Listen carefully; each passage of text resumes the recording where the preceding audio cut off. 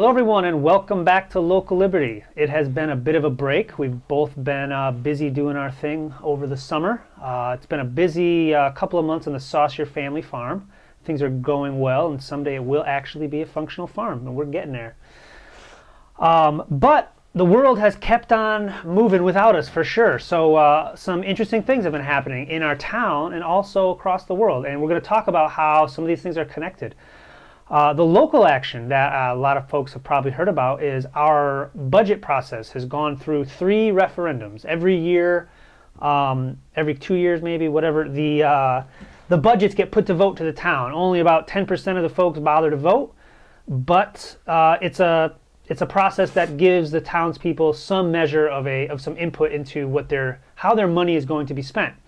And just last week, on Tuesday, the 28th of June, the Board of Ed budget was voted down for the 3rd time in a row. That is not unprecedented. I think that's happened. I think it even happened a couple years ago, but it's been part of I believe, a trend of over the last decades as they're passing. It's more and more likely that each year the Board of Ed, in particular, there's going to be some contention. It's going to take several rounds for those budgets to go through. So that's been on the local side. On the global side, I'm sure you guys have heard of a few things happening. One, there's this presidential race going on in the United States. And it's been pretty dynamic and also pretty unique in the sense that the kind of non-establishment, out of nowhere candidates got a lot of traction. And on the Democrat side, Bernie Sanders ran a very much a anti-establishment campaign and got a huge amount of traction, picked up a lot of votes, got something like 2,000 delegates or 1,900 delegates, is still sticking around. I don't think he's formally bowed out of anything yet. He is not. He's staying until the end. Yep. And we've done some coverage on Local Liberty of some local rallies for Bernie Sanders. So he's got a lot farther than anybody, at least anybody in the media, mainstream media, expected. And then, of course, on the other side, even stronger in this trend, Donald Trump basically blew away the Republican nomination process. He hasn't formally got that until a couple weeks from now. There's going to be the Republican convention. That should be fun. Right, but it'll be interesting. But he came out of nowhere, totally out of nowhere, and you could watch the headlines every week for, I don't know, 8 or 9 months. He's going to fail. Trump's going nowhere. He's going nowhere. Won election after election after election, and basically, just totally put the Republican Party into upheaval. Then on the international side of the house, this just passed a week and a half or so ago, the Brexit went down. The Brexit, if you haven't heard, is a combination, or 2 words, British exit, meaning a referendum went through in the United Kingdom for the question was whether or not to stay in the European Union. The European Union is this nominally a economic free trade zone, but in actuality it's a political union, and meaning there's this distant bureaucracy that exerts a large amount of control over local populations. Kind of sounds familiar to what we have going on in the US. But what happened over in the UK was a close vote, 52 to 48.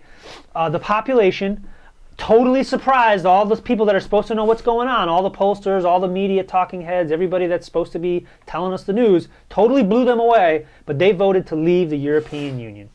So what I'm going to talk about a little bit today, briefly, is what is going on in the world, and and I'm going to say that these 3 things that I just discussed, the presidential race, the Brexit vote, and what's happening in our local Board of Ed vote, there is an underlying theme that's connecting them, and I'm going to talk about that a little bit. So let's start with the Board of Ed. Basically, how did this get voted down 3 times? Is it because everybody in town hates education, because they hate children, because they don't want people to get their reading, writing, and arithmetic down? No, I want kids to be illiterate, Brian. That's my goal in life. Well, then I'm guessing you voted no. And hey, that's the lazy way out. That's the lazy way to look at this situation. And of course, that's pretty ridiculous to say that, especially people in this country that has historically valued education for all beyond the level that any other country ever has in the history of humanity, pretty much. To say that, you know, the people in this town are against education, or they don't want you know, people of all economic classes to be able to learn, that's ridiculous. So you can be against the education budget, be pro-education. You can just say, hey, I want this, but we can do it in a more efficient manner, or a better run manner. Same results, but it's just done in a more realistic manner, more practical manner. Yes, absolutely. And basically, the whole theme of what I'm going to try to express today is, it's unwise, it's unproductive, and ultimately it's dangerous to just be dismissive of other people's beliefs, other people's actions, and simply because they don't happen to line up with yours. And so let's put out some other possibilities for why people in this town have voted 3 times against a Board of Education budget. One of them might be that they're just tired of hearing that the solution to education problems is more money.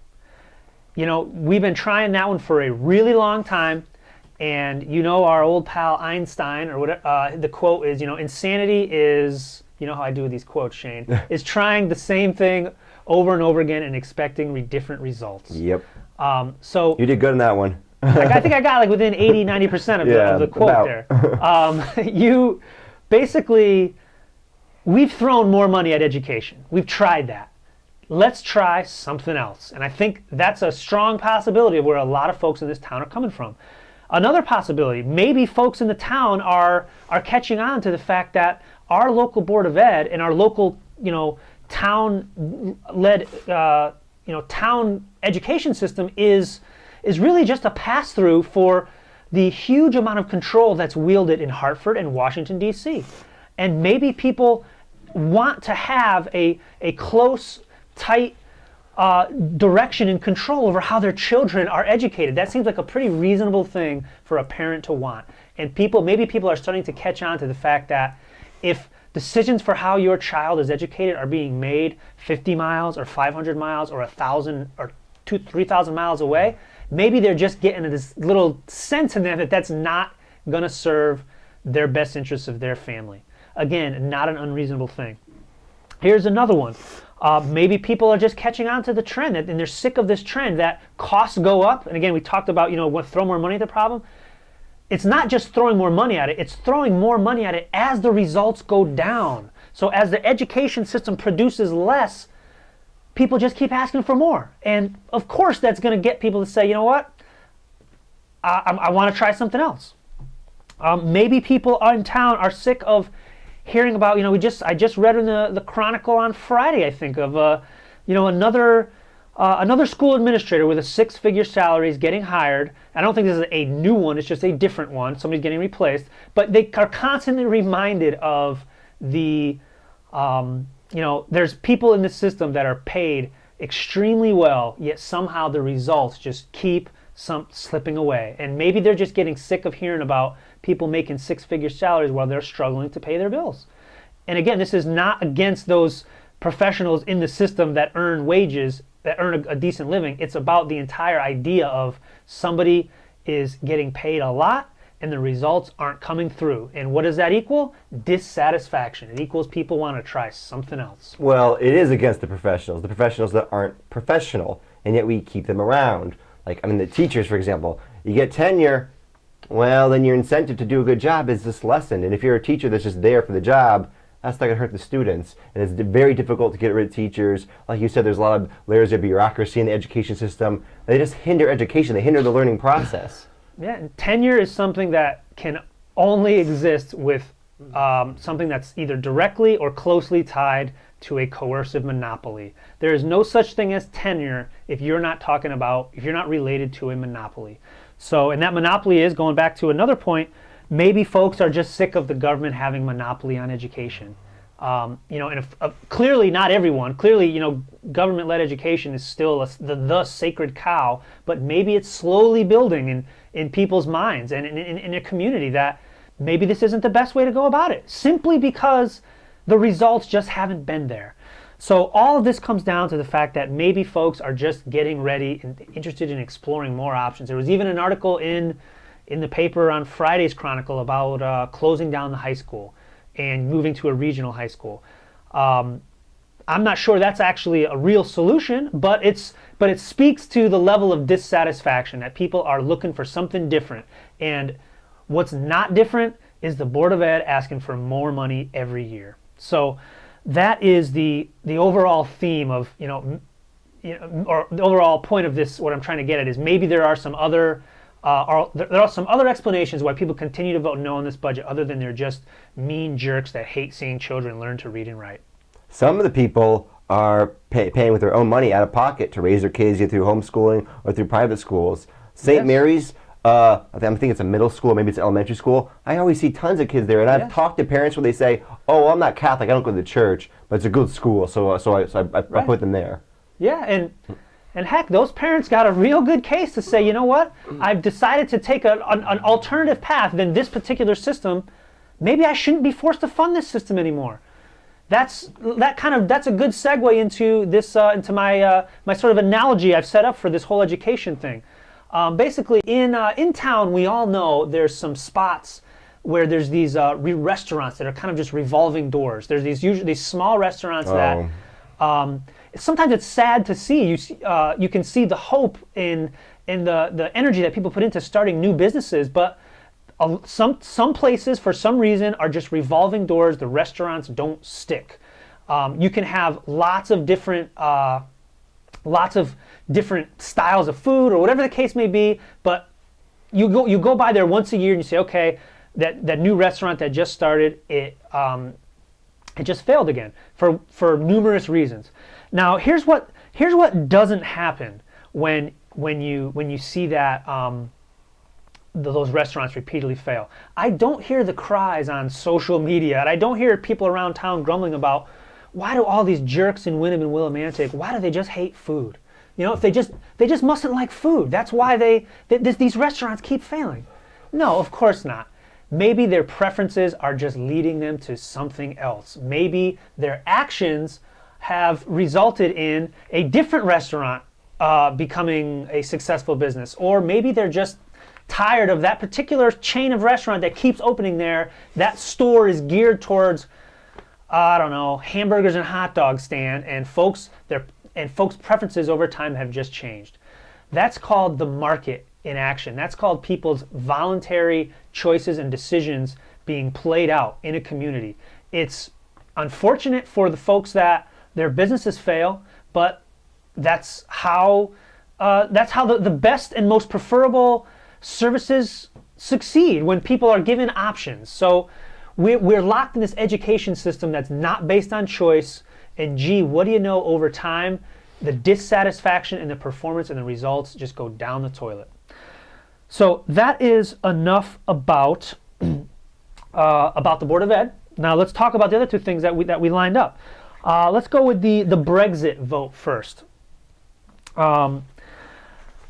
Here's what happened as soon as literally, I think the vote was on a Thursday or a Wednesday, and then the Friday morning you got all the headlines coming out saying xenophobic rioters taking place. The Leave campaigners have triggered these racist, xenophobic, anti-immigrant events all over the country. It's the same exact thing. It's saying, oh, you voted no against the Board of Ed, you hate children and you hate education. It's, oh, you voted against a distant bureaucracy making decisions for you? You must be racist. You must be a xenophobe. You must hate poor people. You must hate Muslims. You must hate people from wherever. No. Bullshit argument. Totally garbage way to try to talk to somebody and understand why they, not even try to understand, to just explain away their actions. Separating themselves from a massive bureaucracy is not the same thing as isolating yourself from the world. Yep. That's not the same thing. They're different things. This is the same exact crap that when a libertarian candidate goes up somewhere and says, I don't think we should be part of NATO, or I don't think we should be The world's police. Right. I don't think we should be blowing up this country. We shouldn't be the world's police over here. Well, why are you so isolationist? That's brutal. Because people confuse deliberately. Many cases, people deliberately conflate. I shouldn't use confuse. They deliberately try to equate not wanting to coercively interact with someone to not wanting to interact with them at all. When Right. of course, Britain has been for hundreds of years an international, trade-based country. It's an island nation. It's always been based on trade. It's always been based in commerce with other nations. Yeah. Over time, it's just gotten more and more so. And they've been extremely global in the sense, Yes. and anti-isolationist. This is the ironic part, or the funny part is, they've become more isolated as part of the European Union. Because the European Union is basically this little tidied up tariff-free zone, and if you go outside of this zone, well, you got to pay another 40% to buy your television or your car or whatever. So this is just the same old crap of basically somebody saying, you don't want to be ruled by somebody else, then, well, gee, you must just hate people. You don't want the government to grow wheat, you must be against food. It is the same broken, manipulative, twisted kind of argument. Now, going back to the presidential race, people said the same thing. Oh, you're supporting Trump. Well, the only reason to support Trump is you're a racist. Or the only reason to support Trump is you don't like immigrants, or you want to or you're in favor of big business or whatever. But it's the basic weak arguments that come out of totally ignoring what people's actual motivations may be. Well, it's a straw man. They're saying what you believe, and they make it something really silly or ridiculous, and they can easily knock it down. They can easily attack that argument. Oh, you're racist. That's so easy, rather than arguing with you about some other economic concept or something more that's not so emotional. So Right. That's what the tactics they use. And even in the case of Trump, so I think everyone knows I hate Trump. I think he's terrible. But there are other reasons than being a racist or Islamophobe to support them. I've known people that have supported him that I don't think are racist or Islamophobic or these other caricatures that are attached to him, which, in his case, I think many of them are true, but that doesn't mean his supporters all think that same way. They're not just one monolithic entity. They're individuals, and they've made choices, and they differ, and they vary, and it's simply wrong to ascribe one set of views to everyone. Oh, you all have a blanket statement. Doesn't get you anywhere. That's right. And talking about Mr. Sanders, it's easy for folks, in particular on the free market economics side, to say, if you support Sanders, then you must just be a full-on communist. Right. I've heard that. I've heard people say that. You're a communist, you support Sanders. Right. And some people are.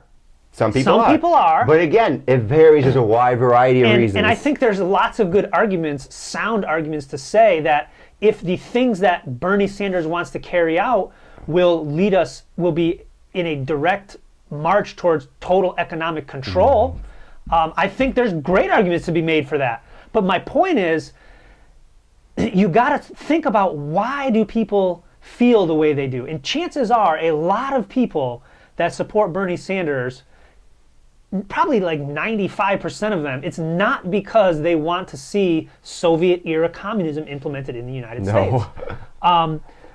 So that is, we'll talk about a few of those themes in a minute, but it's basically, that's kind of the heart of what I'm getting at here is, you don't have to be lovey-dovey and be always take into consideration everybody's thoughts and feelings, but if you want to connect with other people, it's not enough to understand what. You got to understand why.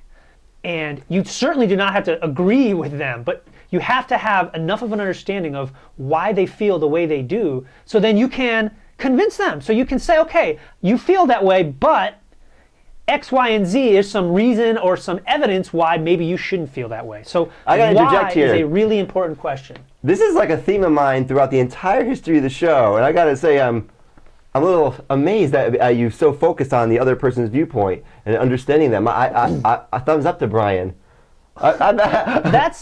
Understanding is the starting point of getting something done. Right. And it's not. And again, it's not about the oh, we always have to be, you have to be compassionate and we have to take care of everybody's feelings, because sometimes the things that people feel are wrong. Right, and the things that people feel are messed up.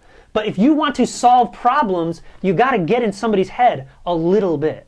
Right, well, you have to actually understand where they're coming from, instead of like the Donald Trump and the Sanders example, oh, you must be a communist, oh, you must be a racist. Right, that doesn't get you anywhere. But I often, see that from the political extreme, that there's the sides opposing them. Oh, I label you the worst label possible, and our dialogue has ended. There's no dialogue. You have to accept in some sense what they say. Right, and it really is. It's the lazy way out, and that's why I'm not keen. And that's what politics. That's the purpose of mainstream politics as we know it, is to get people to divide themselves into the lazy, easily manipulated way of thinking, where I can compartmentalize. Okay, you're all over here, you're all over there, you're opposed, fight, vote. Yep. And when the vote comes out, everybody just kind of, go back to what you were doing for 4 years. That's why, no, I want to talk about the ideas. It's the ideas that are underneath. It's the ideas that drive people's actions. There are lots of ideas out there that I disagree with very strongly. There are lots of ideas that I have that a whole bunch of people disagree with very strongly. But the point is, there's got to be some ability to comprehend each other's ideas, and then from there you can decide how to move forward. And maybe the move forward is going to be, your ideas are so repugnant to mine that I don't want anything to do with you. Fine. Okay, so let's talk about what some of those underlying themes, those current of ideas that are connecting our local events to these international events. And basically, the first one is, and this is more on the international side of the house, is the nation. You've heard the term nation state, and we're going to talk about that, I think, in another episode and kind of dive into that a little bit more. The term nation state is kind of one of those terms that is convenient way to conflate two ideas together. And the nation, for the very quick brief here, I'm using the term nation really means something more closer to what we understand as culture. And culture is really more powerful and more important than the state. The state tries to position itself as the driving point and the focal point and the underlying foundation of culture, but that's just simply not true. And that's what you see what played out in this this very clear case of the Brexit, is the culture that is the nation of England and Ireland and Scotland, or whatever, the United Kingdom, as a cohesive kind of extended tribe. They rejected the overarching state, the coercive state that is the European Union, and that's this is not a new idea. You're going back to somebody a long time ago coined the phrase that politics or culture leads politics. That's just another way of saying the nation is more important than the state. That is the underlying theme, and you can kind of even connect that. And of course, that's something that's very clear in the Donald Trump campaign, is that the whole immigration point becoming a huge part of his campaign. It's not because people despise immigrants. It's because people value their own culture, and they see a challenge to their culture by huge amounts of unnaturally triggered immigration. And then to our Board of Ed vote, I think it also can tie back to the culture in the micro sense of people want to have a tight control over what happens within their family. They want to have tight control over how their children are educated. So they reject things like a Board of Ed budget that just continues to latch them to decisions made in Hartford and Washington, D.C. It's one connected theme. Another theme we touched on a little bit is people at the individual level. It's human nature to prefer self-rule, self-ownership, in varying degrees. But the self-ownership can be extended to the culture and the tribe. People connect with and associate with this tribe or this culture, and they want that culture to be in control of itself. So it's really the same thing as the first point. Is like the Brexit vote, you have. The British people want British rule. Exactly. They want to make their own decisions for how their society operates, and They very much have become attuned over the last few decades to a bunch of people that were not elected, that they don't even know who the hell they are making very profound and impactful decisions for them in Brussels, when they live in London or Birmingham or a bunch of other towns in the UK that I can't name. Another theme this one applies very clearly to all three. The status quo is just not getting it done. It's not cutting it for people. So the Trump vote, obviously anti-establishment. The Bernie Sanders vote, anti-establishment. The Brexit, anti-establishment. And our local Board of Ed, basically there's very few things that are more established in the U.S. than the public education system. So people are becoming less and less content with it. So the delivery hasn't been there. So the status quo in so many facets of our society, people are becoming more and more dissatisfied with. This is not a bad thing if it's handled correctly. And that goes on to the last point. Secession. Clearly, secession is taking place right now in the United Kingdom. They are seceding from this political union, this overarching, distant rule that has been more or less deceptively thrust upon them over the years. People have decided, no, we're going to secede from that. You will see other states in Europe do the same thing. They're already talking about it right now. Other states that want to hold referendums. There's a general dissatisfaction with this distant rule. And of course, you get the crazies come out of the woodwork saying, well, only, it's wrong. Well, we can't let people leave the European Union.